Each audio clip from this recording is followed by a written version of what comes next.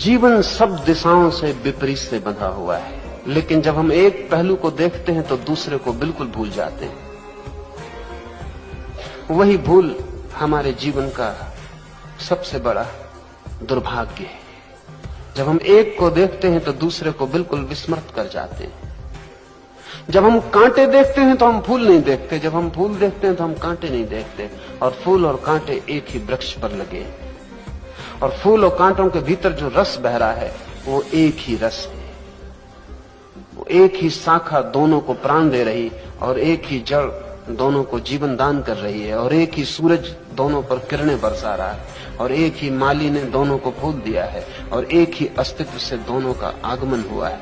वे दोनों एक हैं गहरे में, लेकिन जब हमें फूल दिखाई पड़ते हैं तो फूल हमारी आंखों को इस बुरी तरह छा देते हैं कि कांटों को हम भूल जाते हैं। और जितने ज्यादा आप भूलेंगे उतने जल्दी कांटे चुभ जाएंगे, देर नहीं लगेगी। लेकिन जब कांटे चुभते हैं तो हमें फिर चुभनी याद रह जाती, फूल हमें बिल्कुल भूल जाते हैं। हम ये भी भूल जाते हैं कि फूलों के लगाव में ही ये चुभन हमने कमाई है। फूलों में रस लिया था इसलिए ये फल भी भोगा है।